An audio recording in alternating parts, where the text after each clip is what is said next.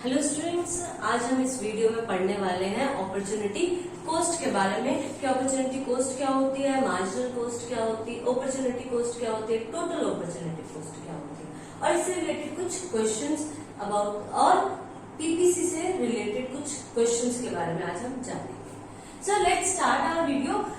सी opportunity cost. Opportunity cost क्या है? It means opportunity loss, कि जो हमें अपॉर्चुनिटी मिली है उसका लॉस होगा, या हम कह सकते हैं इसी को the value of the next best alternative use, कि जो भी हमें नेक्स्ट एक अच्छा अल्टरनेट बेस्ट भी हो, ठीक है, जो कि बेस्ट है वो अल्टरनेट के लिए जो हम सेक्रीफाइस करते हैं जिस भी चीज, उस अच्छे अल्टरनेट को पाने के लिए जो हम अनदर अल्टरनेट का सेक्रीफाइस कर देते हैं, वो सेक्रीफाइस क्या बन जाते हैं? हमारी अपॉर्चुनिटी कॉस्ट। फॉर एग्जाम्पल, आप एक साइंस के स्टूडेंट हैं, ठीक है, आपने देखा कि जब अगर मैं आर्ट्स लेता तो मुझे जॉब मिलती 4 लाख की, और अगर मैं कॉमर्स लेता कॉमर्स तो मुझे जॉब मिलती 5 लाख की। लेकिन आपने क्या किया? आपने कहा कि मैं तो साइंस फील्ड लूंगा, क्यों? क्योंकि मुझे वहां पर मिल रहा है 6 लाख की जॉब। आपने क्या चूज किया? साइंस। आपने 6 लाख की, लेकिन उसके लिए आपने क्या किया? इन दोनों को सेक्रीफाइस किया। आपको अपॉर्चुनिटी आर्ट्स की भी थी और कॉमर्स की भी थी, लेकिन आपकी अपॉर्चुनिटी कॉस्ट क्या होगी? देखो यहाँ पे लिखा है नेक्स्ट बेस्ट अल्टरनेट, और इन दोनों में से बेस्ट क्या है? 5 लाख, जहां पे ऑब्वियसली हम ज्यादा के लिए जाएंगे, ठीक है। तो बेस्ट अल्टरनेट क्या था आपका? कॉमर्स। लेकिन आपने उसको क्या कर दिया? छोड़ दिया। क्यों? क्योंकि आपको साइंस में अच्छी फील्ड में आपको ज्यादा अच्छी अपॉर्चुनिटी मिल रही थी। तो ये जो 5 लाख है, ये क्या हो गई? आपकी अपॉर्चुनिटी कॉस्ट हो गई। ठीक है। नेक्स्ट, टोटल अपॉर्चुनिटी कॉस्ट क्या होता है? Total opportunity cost refers to total loss of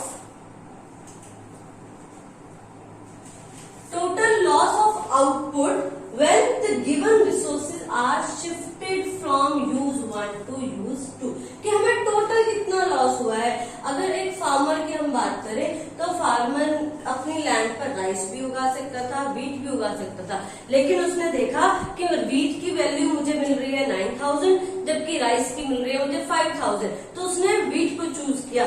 अब वीट को चूज करने पर उसको टोटल लॉस राइस का क्या हुआ? वो जो अपॉर्चुनिटी, वो जो लॉस उसने झेला, उसको बोलते हैं हम total opportunity cost. Refers to total loss, कि जितना टोटल लॉस हुआ है जो उसको of output when the given resources are shifted. एक चीज याद रखना, हमारे इकोनॉमिक्स में रिसोर्सेज क्या है? गिवन है, यानी कि हमारे पास लिमिटेड ही रिसोर्सेज है, हम रिसोर्सेज को बढ़ा या घटा नहीं सकते। Next, marginal opportunity cost. अभी मार्जिनल अपॉर्चुनिटी कॉस्ट अब क्या है? बहुत ही इंपॉर्टेंट पॉइंट है।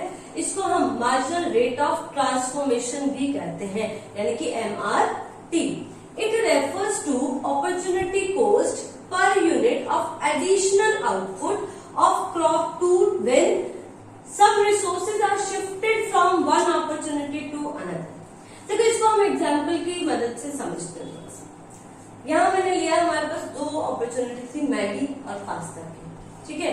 मैगी मिली मुझे 100, मैंने सारे के सारे रिसोर्सेज लगा दी तो 100 मैगी लिए, पास्ता मैंने लिया 90 लिए मैंने मैगी, पास्ता लिए 25, ठीक है। अब मैंने देखो यहाँ पर रिसोर्सेज क्या है? गिवन है। अब उन रिसोर्सेज से मैं क्या कर सकती थी कि ये जो हमारे पास लॉस हुआ है, यानी कि मुझे अब क्या चाहिए था? पास्ता पाने के लिए जो मैंने लॉस किया मैगी का, ठीक है, उनका जो रेशो होगा वो क्या शो करेगा? हमारा मार्जिनल अपॉर्चुनिटी कॉस्ट। कि एक क्रॉप को पाने के लिए, उसकी एक एडिशनल यूनिट को पाने के लिए जो मैंने लॉस, जो सेक्रीफाइस किया दूसरी यूनिट का, दूसरी अपॉर्चुनिटी का या यूज का, तो उसको बोलते हैं हम मार्जिनल अपॉर्चुनिटी कॉस्ट। दोबारा से देख लो, refers to opportunity cost per unit, एक यूनिट पाने के लिए, ऑफ एडिशनल आउटपुट, उस एडिशनल आउटपुट के लिए, ऑफ क्रॉप 2, दूसरी क्रॉप को पाने के लिए, when some resources are shifted from one opportunity to another, कि अब जो मैंने ये जो ₹10 मैगी के पैकेट लेने में जो रिसोर्सेज लगाए थे वो रिसोर्सेज किस में शिफ्ट कर दिए मैंने, पास्ता के अंदर शिफ्ट कर दिए, so that I can purchase pasta also. So इसको बोलते हैं हम marginal opportunity cost. In short आप ये भी कह सकते हो कि मार्जिनल अपॉर्चुनिटी कॉस्ट और MRT shows the ratio of change in loss and change in gain, कि कितना हमें लॉस हुआ और कितना हमें गेन हुआ। देखो इसी एग्जाम्पल में अब हम निकालते हैं, निकाल के देखते हैं कि किस तरह से निकालते हैं आपका एमओसी यानी कि मार्जिनल अपॉर्चुनिटी कॉस्ट। यहाँ देखो हमने जब सारे के सारे रिसोर्सेज मैगी परचेज करने पर लगा दिए, मतलब जितने मेरे पास पैसे थे वो मैंने उतने की सबकी क्या खरीद ली, मैगी खरीद ली। ठीक है, मैगी 100 यूनिट्स खरीद ली, उसमें मैंने पास्ता कुछ नहीं खरीदा, तो यहाँ पर कोई भी चेंज नहीं है, तो फर्स्ट हमारा कोई भी चेंजेस नहीं आएगा। अब मेरे को क्या खाना है, मुझे पास्ता भी खाना है, मुझे मैगी भी खानी है, तो मैंने क्या किया कि कुछ पैसे जो है वो मैंने पास्ता के लिए निकाल दिए और कुछ मैंने मैगी के लिए।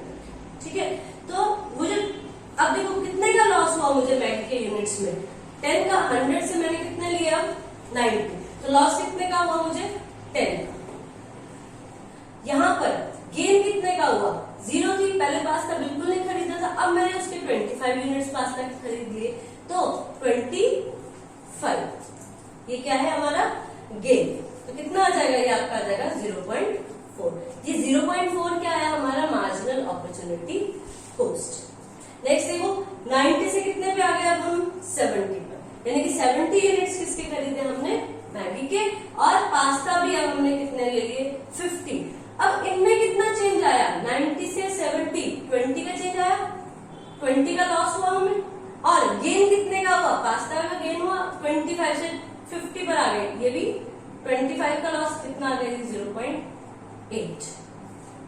नेक्स्ट देखो हम यहाँ पे एक चीज देखते हैं ना, यहाँ पे ये 10 आया, फिर 20 आया, अब देखो नेक्स्ट में 70 से आ गए हम 40 पर, यानी कि लॉस कितने का हुआ 30 का, गेन कितने का हुआ 50 से 75, 25 का, यानी कि 1.2। अब कितने का हुआ लॉस 30 का, 40 से 10 पे आ गए, और गेन 10 का कितना हुआ 3, और इसमें लास्ट में हमारे पास लॉस हुआ 10 का और गेन हुआ हमें 2 का, यानी कि 5। तो ये क्या आ गया हमारे पास मार्जिनल अपॉर्चुनिटी कॉस्ट। अब देखो इसी को हम डायग्रामेटिकली कैसे रिप्रेजेंट करेंगे, यही पॉइंट्स 100 मैगी थी फर्स्ट कॉम्बिनेशन में और 0 पास्ता, तो पॉइंट कौन सा आ गया, दिस वन। यहाँ मैंने OY एक्सिस पर मैगी शो की है, OX एक्सिस पर हमने पास्ता को शो किया। नेक्स्ट कॉम्बिनेशन 90 और 25, 90 मैगी, 25 मेरे यहाँ पर देखो ये 25 आपका, और ये मैगी आपका कहाँ पे आ जाएगा, ये पॉइंट यहाँ समा। नेक्स्ट 70 से 50, 70 और 50, ये है 50 और ये रहा 70। ठीक है, इसको इसी तरह से ये जब करेंगे तो आप इसी तरह से ये कर्व आ जाएगा आपका कुछ इस तरह से, ये कर्व आ जाएगा जब आप इन सब पॉइंट्स को प्लॉट करोगे। ठीक है, अब यहां पर देखेंगे हम, देखो पहला क्या था 90 और 25, पहला था हमारा 100, फिर आया हमारे पास 90 और 25,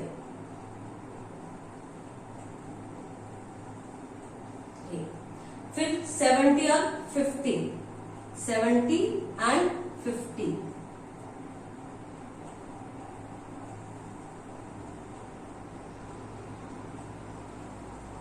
यह हमारा 70 और 50, देन 40 एंड 75, ये 40 और ये रहा हमारा 75 यहाँ,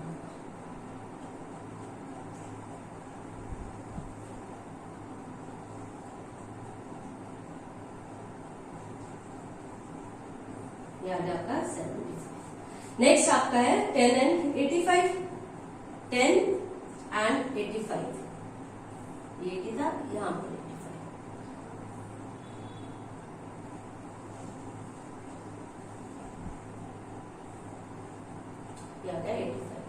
देन आपका 87 एंड 0।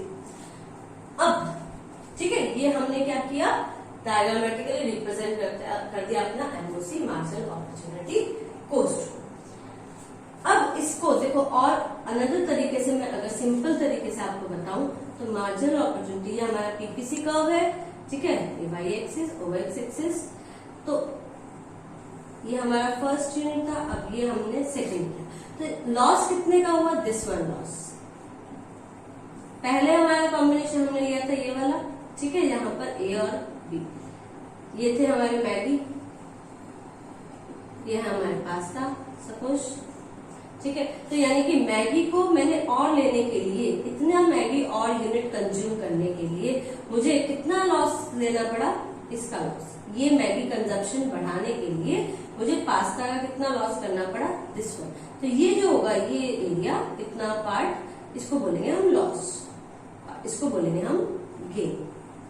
और चेंज इन गेन कि चेंजेस आए, यहां से यहां पर पहुंच गए, इस पॉइंट से इस पॉइंट के ऊपर पहुंच गए, और जबकि यहाँ पर भी हम ए से किस पॉइंट के ऊपर पहुंच गए, बी पे। तो ये जो होगा, ये जो रेशियो शो होगा, चेंज इन लॉस अपॉन में चेंज इन गेन, इसको बोलेंगे हम marginal opportunity cost. Okay, next अब हमारे पास क्वेश्चन आता है that why PPC slopes downward. हम पीपीसी के बारे में पढ़ रहे थे कि पीपीसी कर्व ये डाउनवर्ड स्लोप क्यों होता है। पहली बात तो ये कि आपका जो पीपीसी होता है उसकी स्लोप कैसी होती है, ये जो मार्जिनल अपॉर्चुनिटी कॉस्ट है ना, यही होती है स्लोप ऑफ पीपीसी, यानी कि प्रोडक्शन पॉसिबिलिटी कर्व का जो स्लोप है वो किससे रिप्रेजेंट होता है, हमारा मार्जिनल अपॉर्चुनिटी कॉस्ट से। अब देखो marginal why PPC slopes downward, ये डाउनवर्ड स्लोपिंग क्यों है, ये स्लोपिंग डाउनवर्ड क्यों है, क्यों, क्योंकि अगर हमें कोई भी यूनिट, इस पास्ता की एक्स्ट्रा यूनिट लेनी है तो हमें जो रिसोर्सेज हैं अपने मैगी से निकालकर किस में डालने पड़ेंगे, पास्ता में। मेरे पास यहाँ पर 500 रुपीज थे, 500 में मैंने पहले क्या हुआ 100 यूनिट्स ले रही थी मैगी की सिर्फ। अब उसी 500 में ही मैं 90 के यूनिट्स मैगी के ले रही हूँ और 25 यूनिट्स पास्ता के ले रही हूँ, यानी कि उस 500 का ही मैंने कुछ पोर्शन क्या कर दिया, अब पास्ता में लगा दिया। तो शिफ्ट कर दिया ना मैंने यहाँ पर रिसोर्सेज को। तो हम क्या कर रहे हैं, हर वक्त रिसोर्सेज का शिफ्टिंग कर रहे हैं for the gaining of another unit, ठीक है। इसी वजह से ये जो स्लोप है पीपीसी की वो कैसी होती है, डाउनवर्ड स्लोप।